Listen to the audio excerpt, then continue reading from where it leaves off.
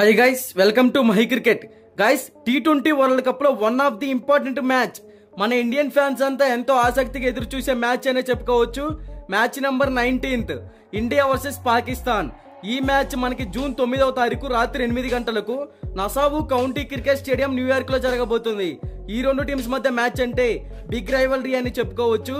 ఈ మ్యాచ్ కి సంబంధించిన pitch report, match report, playing 11, all updates గురించి తెలుసుకుందాం.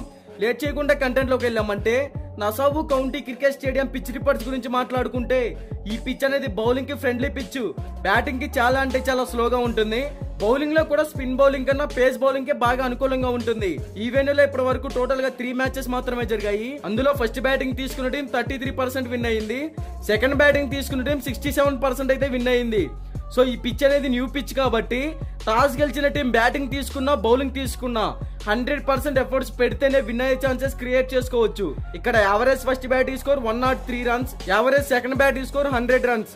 ఇక బోత్ టీమ్స్ కి సంబంధించిన హెడ్ టు హెడ్ గురించి మాట్లాడుకుంటే, ఇప్పటి వరకు ఈ రెండు టీమ్స్ మధ్య టోటల్ గా 12 T20 మ్యాచెస్ అయితే జరిగాయి. అందులో Indian cricket team 9 T20 matches అయితే విన్ అయింది. పాకిస్తాన్ క్రికెట్ టీం కేవలం 3 T20 మ్యాచెస్ విన్ అయింది. So head to head records లో ఇండియన్ టీం కే ఫేవర్ గా ఉందని చెప్పుకోవచ్చు.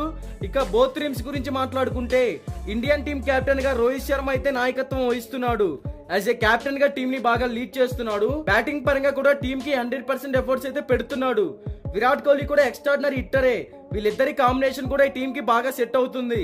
విరాట్ కోహ్లీ గ్రీజ్ లో సెట్ అయ్యాడంటే ఒక పెద్ద స్కోర్ ని టీం కి అందిస్తాడు.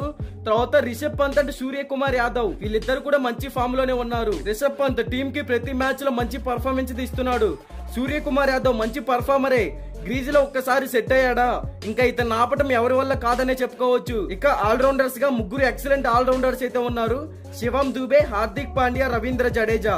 శివం దూబే బ్యాటింగ్ పరంగా పర్లేదు, బౌలింగ్ లో వికెట్ టేకింగ్ పర్ఫార్మెన్స్ ఇవ్వగలుగుతున్నాడు.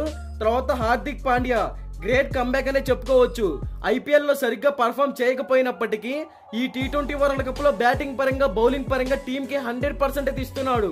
తర్వాత రవీంద్ర జడేజా, ఇతను కూడా ఎక్సలెంట్ ఆల్రౌండరే.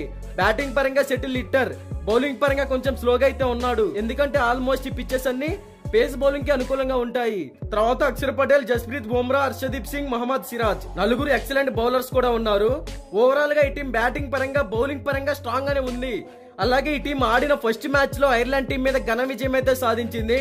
ఇక పాకిస్తాన్ టీం గురించి మాట్లాడుకుంటే, పాకిస్తాన్ టీం కెప్టెన్ గా బాబర్ అజమ్ అయితే నాయకత్వం వహిస్తున్నాడు. ఈ టీం ఓపెనర్స్ గా మహమ్మద్ రిజ్వాన్, బాబర్ అజమ్, వీళ్ళిద్దరు కూడా ఎక్స్ట్రాడినరీ ఓపెనర్సే. మహమ్మద్ రిజ్వాన్ వికెట్ కీపర్ అని బ్యాటింగ్ పరంగా సెటిల్ ప్లేయరే, కానీ కొంచెం స్లోగా అయితే కనపడుతున్నాడు పర్ఫార్మెన్స్ పరంగా. ఇక Babar Azam as a captain గా బ్యాటింగ్ పరంగా టీం కి మంచి స్కోర్ ని అందిస్తూ టీం ని బాగా లీడ్ చేస్తున్నాడనే చెప్పుకోవచ్చు. తర్వాత ఉస్మాన్ ఖాన్, ఫకర్ జమాన్, ఇద్దరు కూడా సెటిల్ హిట్టర్సే. వీళ్ళిద్దరు రైట్ అండ్ లెఫ్ట్ కాంబినేషన్ కూడా ఈ టీం కి బాగా సెట్ అవుతుంది.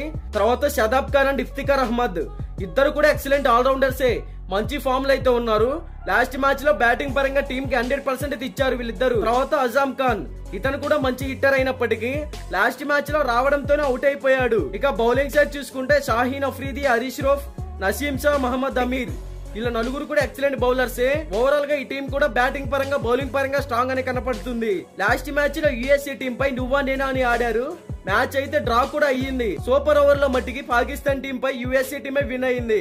ఓవరాల్ గా ఈ రెండు టీమ్స్ మధ్య మ్యాచ్ అంటే చాలా ఇంట్రెస్టింగ్ అయితే ఉండబోతుంది. మరి ఈ మ్యాచ్ లో పాకిస్తాన్ టీం పై ఇండియన్ టీమే విన్ అయ్యే ఛాన్సెస్ క్రియేట్ చేసుకోవచ్చు అనేది నా ఒపీనియన్. బట్ ఇది 100% విన్ రిపోర్ట్ అయితే కాదు. మీకు 100% విన్ రిపోర్ట్ కావాలి అనుకుంటే డిస్క్రిప్షన్ లో మన టెలిగ్రామ్ ఛానల్ లింక్ అయితే ఉందో, ఒకసారి వెళ్ళి జాయిన్ అవ్వండి. ఇక బోత్ టీమ్స్ కి సంబంధించిన ఎక్స్పెక్టెడ్ ప్లేయింగ్ 11 డిస్ప్లే మీద రన్ అవుతుందో ఒకసారి చెక్ చేయండి.